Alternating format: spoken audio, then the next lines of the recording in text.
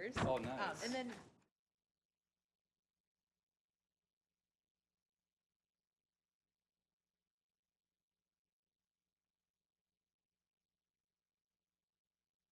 it's like financially too, you know? So I'm like, well,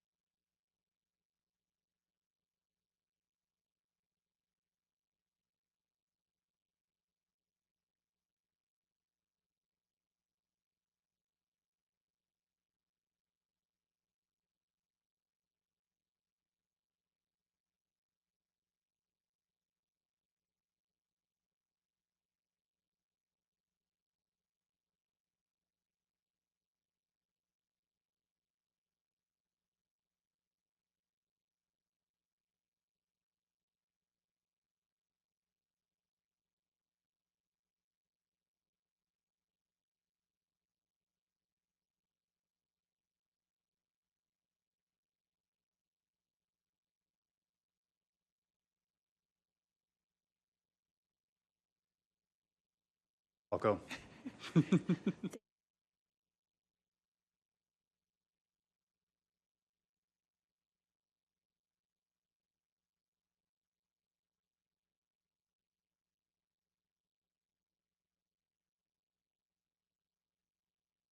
Our capital improvement plan and project updates. So I would direct your attention to page 4 of the packet. A few project updates to start with. We have the air weather system. The siting study has been completed and the location has been approved. You can see it noted on the map. It is south of the runway. The city and MnDOT are finalizing some of the environmental design as well as the bidding for the AWAS system. And we are thinking that relocation may happen in 2026. We're just awaiting updates on that. The next one is the fuel tank Jet A replacement and the 2 pump replacement. That grant was awarded.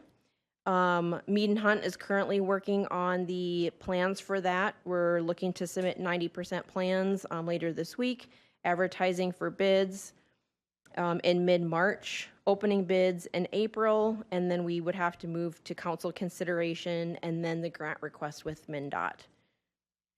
Jeff, any updates on that you wanted to make? No, nothing more to add. Okay.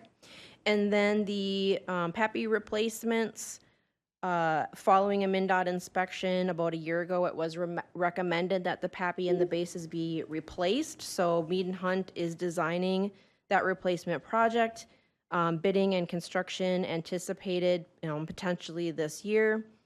Similar timeline as to the fuel tank. Grant applications, because this one is a FAA grant, are due by May 1st. And of note, there would be a time when those are being replaced that the runway would have to be shut down. So as soon as we know that information from the contractor, we would contact all of the hangar tenants to make sure that they're aware of that. And then we had a grant that was awarded to replace a plow truck, and that was awarded, and the truck is now at the airport. I haven't seen it yet, side note. Oh, Tony said that it's in, so maybe they're just getting all the stickers and everything on it. Okay.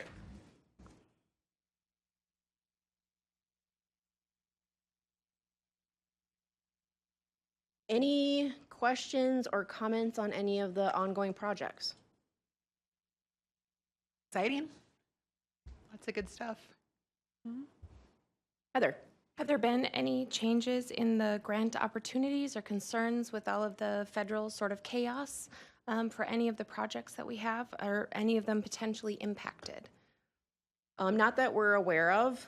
It's always, it feels like it has been for a number of years, always dependent upon things like continuing resolutions.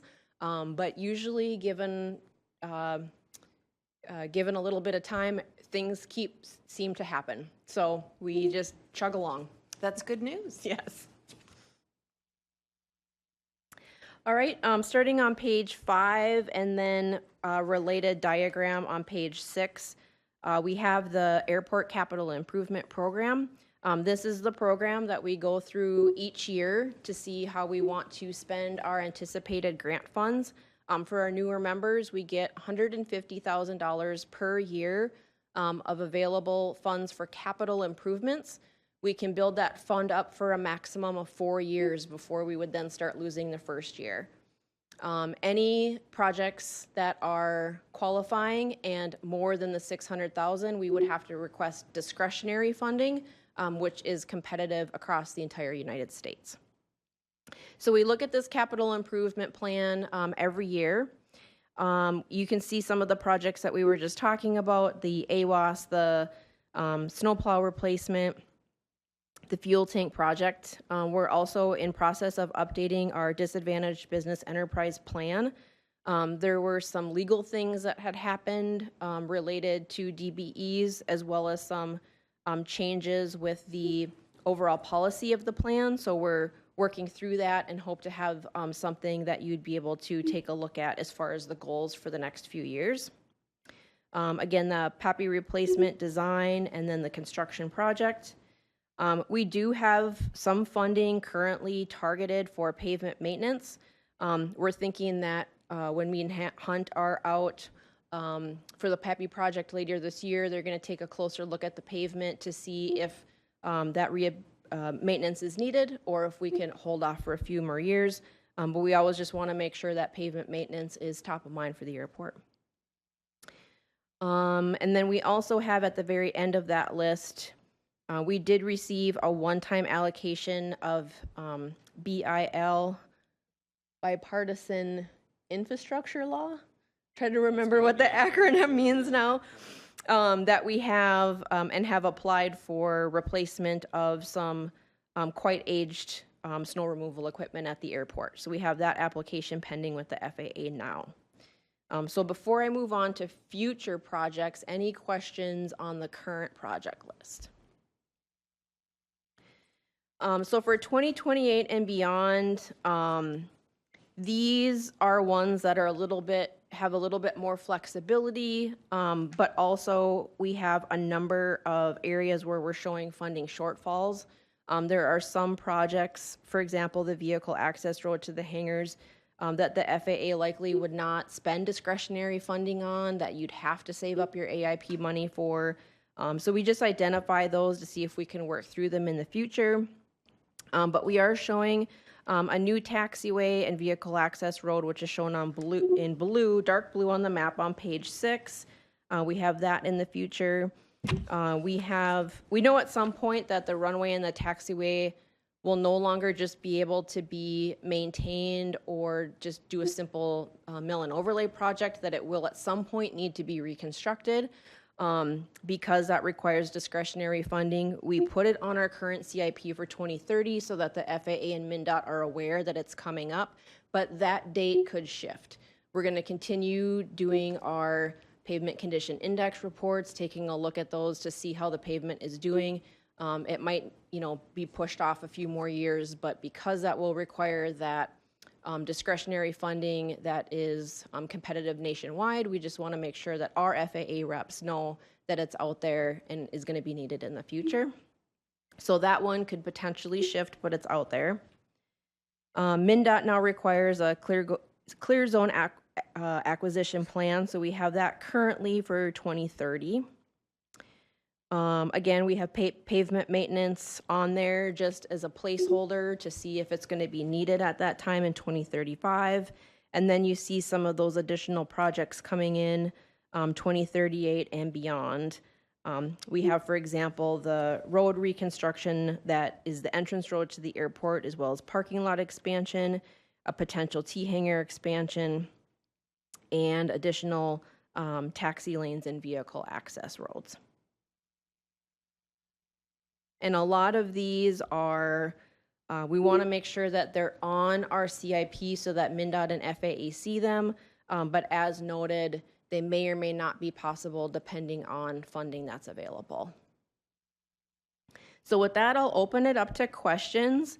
And then at the end, I will be requesting that the airport committee review and just approve this CIP for staff to keep moving forward. So I would be asking for a motion on this. So we'll start off. Does anyone have any questions?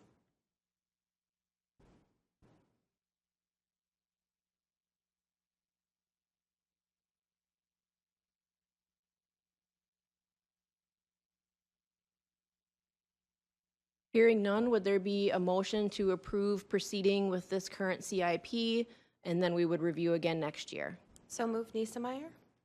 And a second? I'll approve it. All in favor, please signify by saying yes. Yes. Yes. All opposed? Thank you, everybody. All right, the next item that we have on our agenda is a 2025 fly-in recap. And I'll say a few things, and then I'll maybe shoot it over to a few of my colleagues that helped with this. But I'll just start by saying it was on Saturday, September 6, 2025. It was during the city's sesquicentennial celebration, as well as a celebration of the airport's 30th anniversary, and it was fantastic. It was very, very well attended. I'm guessing probably somewhere up in the range of 500 or more. Ryan, I don't know if you agree with that or not, but Absolutely. I think it was probably our most well-attended fly-in that we've had. We had a number of different events, a pancake feed. We ran out of pancake mix and had to run and go and get more. The car show was a huge success. Roger Olson was there and gave two histories with Roger Olson of the airport. You see some of the photos of the Sanford plane and helicopter that were there. And I just want to say a huge thank you to everyone who helped. And you can see all of their names on page 9. And I guess Heather, Marissa, any comments that you wanted to make on how you think it went? I agree. It was fantastic, and I loved being a part of it, and thankful that I got to be a part of it. It was amazing. And then, like you said, the community support and turnout was great. Lots of kids really engaged and interested in aviation and just knowing where our airport is. I completely agree. There have been people already asking me like what the date is for this coming year's fly-in. And I know you'll get to that, Christy, but running out of pancakes more than once, I think was just really an outstanding testament to how many people were there and how eager they were. Even the coffee cart human who was standing outside in the cold serving coffee ran out of coffee and so had to leave early. I think, yes, it was a cold and windy day and people were out in full force. Kids interested in flying planes. I think the Sanford medical helicopter got called, so everybody got to see it leave, and it was very exciting on so many levels. People getting to see inside hangars, right? Because they drive by them on the interstate and they're like, what is in those mystery buildings? And now they got to see like hands-on sort of engagement with not only cars, but aeronautics throughout the sort of region, right? Because we had flight schools, we had schools recruiting, we had past pilots sitting and reminiscing about old times. It was wonderful. And I want to commend all of the city staff who worked together to make it happen. It was my pleasure to be just a small part of it, and I can't wait for the next one to help out. Whether I'm here sitting on the airport committee or not, I would love to see this event continue and grow. Ryan, anything from you? I think that it went quite well. I think part of the reason why it was so well attended or two things. One, it was the 30th anniversary of the airport, and two, we haven't done one in 5 years. My own personal opinion, I don't think we should do it every year. I think we should do it every other year, just so we don't want it to be commonplace. It's like something that just always happens. We do it every other year, then it kind of adds a little bit of excitement to it. It makes it a little bit more special. I think we get more participants like Cars and Coffee and all these other people to come out. If it's not going to be every year, it's like every other year, I think we'd get the same level of engagement. That's a really good segue into sort of the next question that I wanted to pose to the group. You can kind of see on page 9, sort of my ending statement there was, because we are anticipating having the Peppy replacement project this fall, and we anticipate a period of time when the runway is going to be shut down, the recommendation was maybe to not do one this fall, and then maybe start planning one for next year, which is kind of similar to what Ryan just noted too. So just wanted to get any feedback on that. I would hate for our lowest bid contractor to say, I want it to be, September 1 through 14, and then we have to cancel something because they are, as those that were on the committee know, there's a lot of effort to put on. So if that sounds like something that's reasonable, that we'd hold off this year and then look to plan for the next one in 2027, that would be the recommendation from the team. Would you like a motion to support that sort of action and supporting Peppy projects and future engagement with the community? That would be great, because it would also help too, when we did the fly-in last year, because as Ryan noted, we hadn't done one for so many years, I didn't know what to expect for the budget. So now that we have a little bit more definition on what that budget is, it would help during budget season as well. So if it makes sense and you're willing to make a motion, that would be great. I would love to make a motion that we look at having the next fly-in in 2027 to support the Peppy projects, as well as recommendations potentially in the future to have it only every other year. Thank you, Heather. Is there a second to that motion? Second. Thank you, Jerry. All in favor, please signify by saying yes. Yes. Yes. Any opposed? Thank you. And the next item on the agenda is the fuel report, and with that, I'll turn it over to Ryan.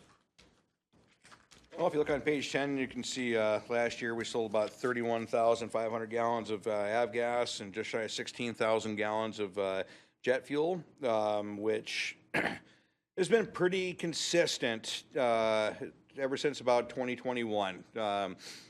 It's maintaining steady. I think a lot of it has to do with the flight school that we have out at the airfield. And then we've got people operating jets out of the airport. In 23, we sold almost 40,000 gallons of Jet A. That was an anomaly that came from fuel contamination at Fargo Jet Center, and we had can't remember the hospital out of Minneapolis had Memorial. North Memorial. Thank you. North Memorial helicopters in, taking 300 to 400 gallons of jet fuel every day. I don't see that coming back, but I do see once we get the new tanks in, we're gonna start kind of advertising, and I think we're gonna get more people stopping into the Moorhead Airport just to get fuel because we're gonna have a faster pump and whatnot. But I don't see anything changing other than selling more jet fuel once we get the new pumps. I think our avgas is pretty steady. It's going to stay that way. Yeah, that's about all I got. Thanks, Ryan. Oh, or one other note. The last time we had the fly-in was 2019, and we went all out, got a giant inflatable thing and set it up in my hangar, and the attendance wasn't really all that great. So I'm thinking, yeah, it's a good idea that, considering doing it every other year. I got nothing else for today. All right, before we adjourn, there's one more item that I had that I just wanted to present to the committee. I don't need any obligations or feedback right now. But every 5 years, the FAA requires the city to go out for a request for proposals for engineering services. We've been using Mead and Hunt for a number of years now, but again, we're required to do that every 5 years. That is due by the end of this year. So we're going to be going through that RFP process. I've always opened it up if there's members of the airport committee that would like to serve on that review panel. Please let me know. I anticipate that it takes about 10 hours of time total. It really depends on the number of proposals that we get. And then we usually, if we get more than one proposal, would do interviews as well. So those interviews would be during normal business hours. So if anyone is interested in serving on that review panel, just let me know by around mid-March. We're going to start setting some dates then and getting ready. So again, nothing needed right now, but if you check your calendar and you're interested in serving on that committee, just let me know. And that's all I had for today. Unless anyone else has anything to add, I think we can adjourn. All right, we're adjourned. Thanks, everybody. Thank you.